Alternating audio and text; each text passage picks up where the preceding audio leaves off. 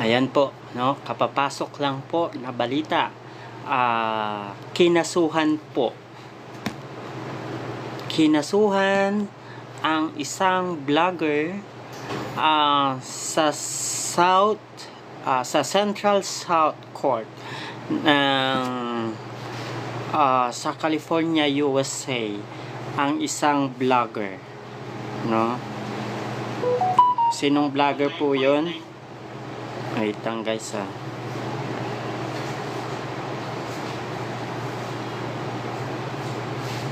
Ayan. So, kinasuhan po si Maharlika. Kilala nyo ba si Maharlika? Ayan. Kung hindi nyo po kilala, siya po ay yung nagpanggap na Marcos supporter na ngayon ay siya po yung taga-kahol ng mga DDS, no? Okay, so kinasuhan po si Maharlika o si Claire Contreras sa Tunay na Buhay dahil sa kanyang YouTube channel na Boljak TV. Kinasuhan po ito ni PCSO General Manager Mel Robles at ng kanyang asawang Sherwill ng kasong defamation at invading privacy. So ito po ay ginawa ni Mel Robles para protektahan ang kanyang pangalan na almost 1 year na pong nagagamit sa mga content ng Boljak TV o ni Maharlika, yung mga naratibo po na hindi naman according po kay Mel Robles, ito po ay mga malicious at wala pong mga katotohanan at kung ano-ano pa po mga pangalan na inaakibat. Ito po ang pagsasampa niya ng kaso para daw po matapos na ang kanyang mga ginagawang pagsira sa dignidad at pangalan ng kanyang asawa at kay Mel Robles. Matatandaan po na nasa mga YouTube channel po ni Maharlika o ni Claire Contreras po ay may mga lumabas na mga ganitong mga klase po ng video. So ngayon po, no, nagsampa na po ng kaso si Mel, no, sa California, what do you call this one? Wait lang, i-check po natin maigi yung detalye. Sa Central District Court of California. So ito po yung naging statement po niya para po ni Mel Robles, para po meron naman po kayong idea. Ito po, yung message. Have decided to file formal complaints of defamation and defamation per se, and false light invasion of privacy against vlogger Claire Contreras alias Maharlika before the Central District Court of California. Above and beyond anything else, these cases about our quest for justice and the defense of our name, honor, integrity, and reputation. For almost a year now, we have been subjected by Ms. Contreras to almost daily barrage of vicious, unjustifiable, and blatantly false online attacks through her YouTube channel called Boljak TV. Her actions have been characterized by malicious falsehoods and derogatory remarks aimed at tarnishing our character and integrity. She has called me various names that were meant to deride and demean my person and sully my integrity. Not content with calling me names, she has also made absolutely untrue and outlandish malicious accusations against me, such as stealing money from the people, contract killing, and even assisting terrorists. For the longest time, we have tried to keep our peace, knowing fully well that all her accusations were nothing but sheer lies and fabrications that were the products of her vile imaginations and hateful heart. We are human beings and we can only take so much. This as assaults on our honor and reputation must stop. We are peace-loving and law-abiding citizens. We have done nothing wrong against her for us to earn her senseless rage and contempt. We have names and reputations to protect, especially my wife, who is a private citizen and has dedicated herself to raising our children while also engaging in some philanthropic endeavors. Therefore, our course of action was to file appropriate charges against her. We have complete faith that the court of law would hand to her the punishment that she deserves, and the process vindicate us and help us restore our tarnished name and honor. Thank you very much. So yan po yung naging pahayag ni PCSO General Manager Mel Robles kaugnay po sa isinampa nilang kaso kay sa isang vlogger na nakabase po sa Estados Unidos. Ito nga po ay si Boljak TV na pagmamayari umano ni Claire Contreras o mas kilala po sa tawag na Maharlika o tutube ng mga loyalista. So yan po, aabangan po natin kung ano pong mangyayaring na development regarding po yan sa Mel Robles versus Maharlika. So kaya po guys, iwas-iwasan po natin magpapakalat ng mga fake news. Lahat po yan ay may mga kaakibat po na pwedeng ikaso po sa atin, lalo po wala po tayo mga ebidensya sa ating mga sinasabi. Kailangan po lang kaakibat po ng ating pagiging vlogger ay sana po ay mga makatotohanan lang na ang ibibigay po natin. Kasi po meron po tayong mga batas, lalo po dito sa Pilipinas, na cyberbullying, mga ganon, or online cyber libel, so mga libelous statement. So ingat po tayo, hindi porke vlogger po tayo ay pwede na po tayo magsabi ng mga kung ano-ano sa mga tao. Kailangan po natin maging responsable sa ating mga sinishare sa ating mga followers o sa mga naniniwala po sa atin. Huwag po natin gamitin ang ating kakayahan, lalo po binigyan tayo ng pagkakataon dito sa social media na maging bosses ng mga iba't ibang mga organisasyon naniniwala sa ating kakayahan, na tayo po ay nagsasabi ng mga katotohanan. Sana po, hindi naman po natin nilalahat. Sana naman po, gawin po natin maging responsable sa ating mga ginagawa, sa ating mga daily vlogs, maging sa social media, sa YouTube, sa Facebook, sa Instagram. Kung ayaw mo po sana pong magkaroon po ng mga ganitong kaso, iwasan po natin, lalo't hindi po tayo sigurado sa ating mga sinasabi, wala po tayong pinanghahawakan ng mga ebidensya, at hindi po konkreto yung mga ebidensya po natin, iwasan po natin. Kasi hindi po talaga maganda yung nagpapakalat ka ng mga maling information without mga evidence naman, without concrete evidence.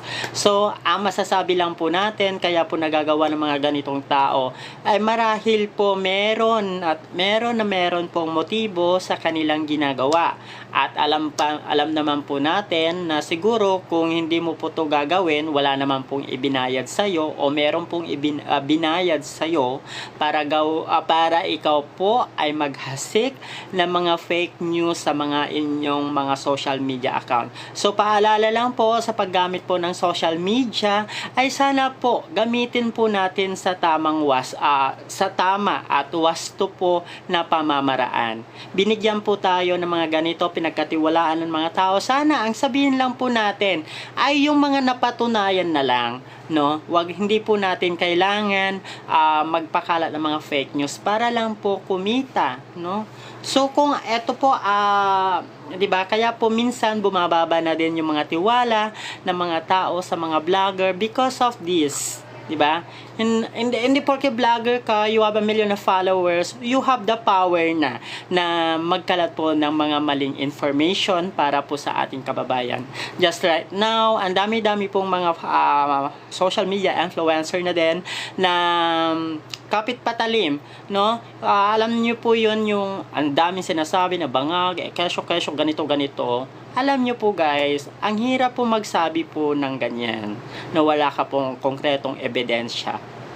You don't have the power to judge na wala ka po doon to witness na siya po ay gumagamit kung ano man, di ba? So, iwasan po natin yung mga hateful comments porque what I mean is porque kung DDS ka, hindi mo kailangan magmura, no? You have to share your opinions and ideas through an expressive way in a democratic way. Hindi po natin kailangan magmura. We do not encourage to use profane words in our chats. Here in Lakay Regan Bulletin, you are allowed to comment in our contents as long as you don't use profane words in chatting or in sharing your opinions. Diba? Yun po kasi yung hinihiling ko po lang po sa mga nagko-comment po dito sa Lakay Regan Bulletin, magi po sa aking YouTube channel and ganun din po sa mga iba kong social media account. Malaya po kayo makapag-comment po sa aking content, sa aking page. As long as po na hindi po tayo nag-iiwan ng mga hindi nakakain na mga salita. Okay? Ang kailangan po natin ay maging democratic po ang pamamaraan ng pag-express ng ating mga ideya at ng opinion o kuro-kuro. Hindi po natin kailangan maging balahura, hindi po natin kailangan maging bastos. Okay, hinahayaan ko po na makapag-comment ang mga hindi po natin kapanalig sa ating paniniwala naniniwala sa Marcos Jr. administration. So hinahayaan ko po kayo mag-comments kasi you are entitled to your own opinion. Basta wag lang po tayo maging asal hayop, asal demonyo. Basta maging makatao lang po tayo sa ating mga komento. And I am letting you to comment naman po dito sa Lakay Regan Bulletin. Sa mga hindi pa po naka-follow po sa aming YouTube channel, please follow or subscribe the notification bell, Lakay Regan Bulletin or just simply Lakay Bulletin po. Sa mga hindi pa rin po naka-follow sa aming Facebook page, pwede nyo pong i-follow Lakay Regan Bulletin 2.0, Lakay Bulletin, Lakay TV, and of course Lakay Regan Bulletin and Romel Dakpano Vlog. Sa Instagram, Lakay Bulletin, sa X, Lakay Bulletin. So ayan po sa aking mga nanonood po, magkaiba man tayo ng mga pananaw sa ating buhay, no? Magkaiba man po ng mga sinusuportahan po nating mga politiko. Ang sana po manaig po sa atin, ang ginagawa po natin ay para po sa bayan, no? Ginagawa po natin, nilalabanan po natin yung mga maling information para po umunlad ang ating bansa. Hindi po tayo no, para po ibaba po natin ang bansa po natin. Okay? So we do fight the spreading of fake news dahil mahal po natin ang bansa po natin. So lagi po natin isipin na kahit sino man po ang umupo, ganun at ganun pa rin po ang mangyayari. What we call now is the true unity in the spirit of true unity, di ba? So yun po yung importante, maging sino man ang upo at meron pong imperfecto na mangyayari. So hindi po perpekto ang ating gobyerno, but I think they're doing their best to uplift our lives. Okay. So ayun po, again po, paalala lang po, think before you click and be responsible to our actions, lalo po sa social media. Kailangan po maging makatao pa rin po tayo. Kailangan po sa pakikipag-usap, pakikipag-communicate sa mga tao, kailangan po talaga yung puso mo, no? Hindi po natin kailangan manaig yung galit. 'Di ba? kunwari, for example, wala na nga po tayong pinag-aralan, tapos ipapakita mo pa yung pagiging asal kalye mo. Ba? Kailangan nandun pa rin po yung kababaan ng ating loob. Hindi po natin kailangan magmura because sa panahon po ng dating administrasyong Duterte, parang na-normalize na po yung pagmumura in public, which is it's not hindi po siya typical na dapat po ganon na sa kahit sa public place ay naririnig mo yung mga pagmumura na yan, diba? So yun po, kailangan lang po natin maging makatao. Kung hindi naman natin nagugustuhan yung mga comment, di ba? Just, na lang, kailangan tayo po yung mag-adjust. Hindi po natin kailangan makipag-away. Hindi po natin kailangan makipag-argument to the fullest na gumagamit ka na ng profane words. So, yun po. Dapat ganun po tayo. Hindi po, tayo po ay Pilipino. Lahat po tayo ay Pilipino. Yun po ang nakakalungkot, no? Pilipino po tayo, pero meron pong mga Pilipino na ipinaglalaban yung mga yung mga like po sa West Philippine Sea issue. So nakakalungkot nga po. So kung sana kung magkakaiba man tayo ng paniniwala like sa mga relihiyon, no, sa religion, Muslim, Kristiyano, mga ganon. So, meron po naman tayo doon mga common factors, which is, iisa lang naman po yung God na pinaniniwalaan po natin, kaya lang magkakaiba lang po yung tawag. So, ayun po. Ganon din po sa politika. Magkakaiba man po tayo ng sinusuportahang politiko, pero this is not the time po na dapat po tayo nagkakawatak-watak. Kasi po, tapos na po ang eleksyon. Supposedly, nagkakaisa po tayo sa hangarin mapaganda ang ating bansa. No? Hindi po tayo, di ba? Ang ganda na po sana na the word unity. Kaso, meron po talaga lang kasi talaga na pinipilit po ang kanilang pansariling interes. Ang ganda po ng pamamalakad na ng ating administrasyon, mga kapatid po nating DDS, they are in one with the government. Tapos, pilit na humihiwalay po sa unity ay ang mga supporter ng mga Duterte. So, ayan lang po. Tulungan po natin mga sarili po natin. Huwag po tayong pumatol sa mga asal kalye, asal hayop, no? Huwag po tayong pumatol. Huwag po natin hayaan na bababa po ang ating moralidad para lang po sa kanila. Maraming salamat po sa panonood ng Lakay Regan Bulletin. Sa mga hindi pa po nakafollow sa aming mga social media account, sa aming YouTube account, i-follow yung, mag-subscribe lang po sa Lakay Bulletin o Lakay Regan Bulletin. Ganon din po sa aming Facebook page, Romel Dacpano Vlog, Lakay Bulletin, Lakay Regan Bulletin 2.0, WhatsApp Pinas, and Lakay Bulletin, Lakay TV. Yan po. Thanks for watching po. Have a blessed Sunday po sa inyong lahat. Good day po.